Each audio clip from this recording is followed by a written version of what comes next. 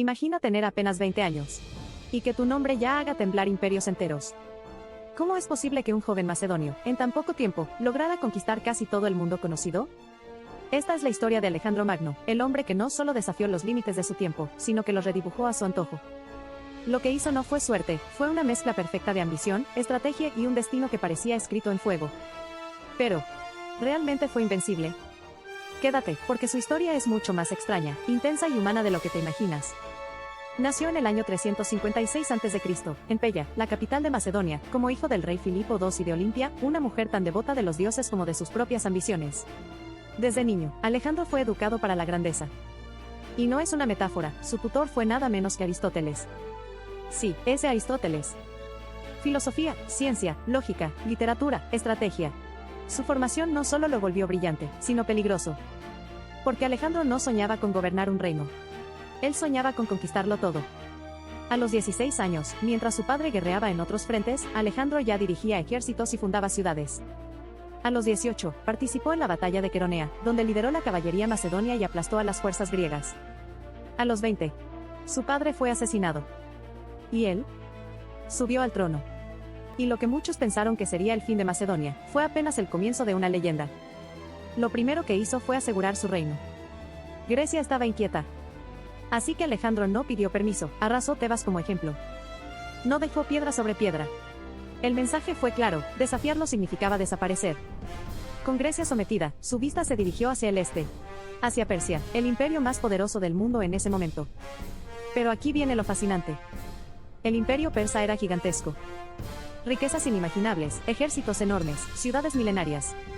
Y Alejandro tenía un ejército pequeño en comparación. Pero no era un ejército común. Eran máquinas de guerra entrenadas hasta el límite. Y sobre todo, creían en él como en un semidios. En el 334 a.C. cruzó el Helesponto con unos 40.000 hombres. Era una locura. Pero en la batalla del Gránico, su primera gran victoria, demostró que la estrategia podía vencer a la cantidad. Y no solo eso, adoptaba tácticas de forma casi intuitiva, leyendo el terreno como si fuera un tablero de ajedrez. Avanzó hacia el corazón de Persia como un relámpago. En Isos derrotó al mismísimo Darío III, el emperador persa, a pesar de estar en desventaja numérica. Y lo más increíble, capturó a la familia real de Darío. Y los trató con honor. Porque Alejandro no solo quería ganar batallas, quería conquistar corazones. Y eso lo hacía aún más temido. Cuando llegó a Egipto, fue recibido como un libertador. Los egipcios, cansados del dominio persa, lo coronaron faraón. Alejandro, por su parte, fundó Alejandría, una ciudad que siglos después seguiría siendo faro del conocimiento. Pero había algo más. Durante su estancia en el desierto, fue al oráculo de Amón, donde según se dice, recibió la confirmación de que era hijo de Zeus. ¿Creencia? ¿Propaganda? ¿Delirio? Nadie lo sabe con certeza. Pero él lo creyó.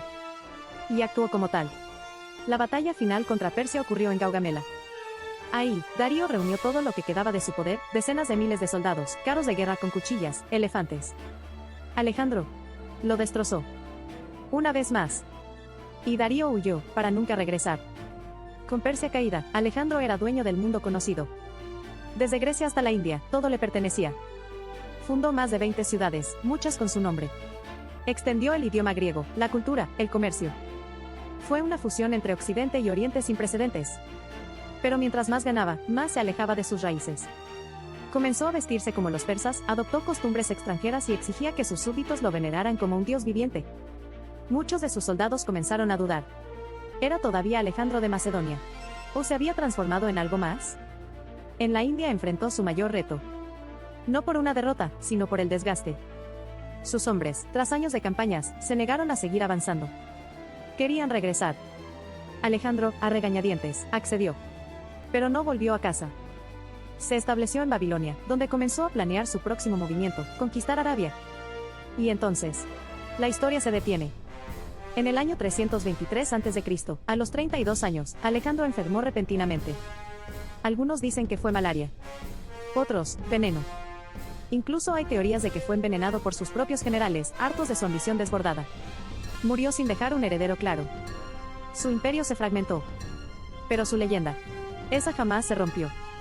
Hoy, más de 2000 años después, seguimos hablando de él. De sus hazañas imposibles. De su genio militar.